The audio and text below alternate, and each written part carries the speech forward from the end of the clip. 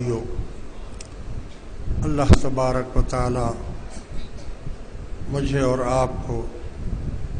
سچے دل سے توبہ کرنے کی توفیق عطا فرمائے اور اللہ تعالی ہمارے گناہوں کو معاف کر دے، بخش دے۔ دوستو، وقت کی کمی ہے،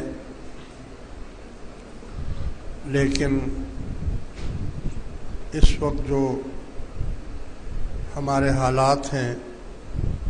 ہمارے ملکی حالات ہیں، جس میں ہر قسم کی برائی اس وقت موجود ہے اور ہر چیز عروج پر ہے،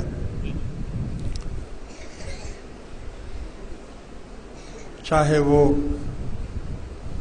دہشت گردی کا مسئلہ ہو، چاہے وہ رشوت کا ہو، کرپشن کا ہو، چاہے وہ گیس، بجلی، پانی، پیٹرول کی جو ہم پر اس وقت مصیبتیں شامل ہیں، یہاں تک کہ کھانے پینے کی اشیاء بھی نایاب ہوتی جا رہی ہیں، مہنگائی اتنے عروج پر پہنچ گئی ہے کہ امیر امیر تر ہوتا جا رہا ہے اور غریب غریب سے تر ہوتا جا رہا ہے۔ ہر مصیبت، ہر معاملہ غریبوں ہی کے لیے ہے، مگر یہ بھی حقیقت ہے کہ دین اسلام کو حضور علیہ الصلاۃ والسلام نے فرمایا کہ دین کو، اسلام کو غریبوں سے ہی تقویت ملی ہے اور قیامت تک اس دین کو قائم رکھنے والے بھی غریب ہی ہوا کریں گے۔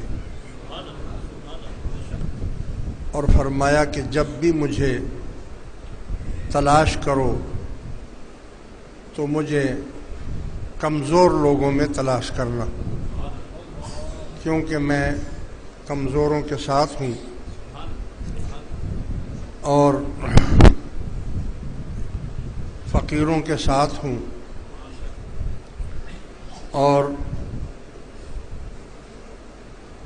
فقیری مجھ سے ہے، الفقر فخری والفقر منی، فقیری مجھ سے ہے اور فقیری پر مجھے فخر ہے۔ اللہ کے خزانوں میں سب سے بڑا خزانہ فقیری ہے۔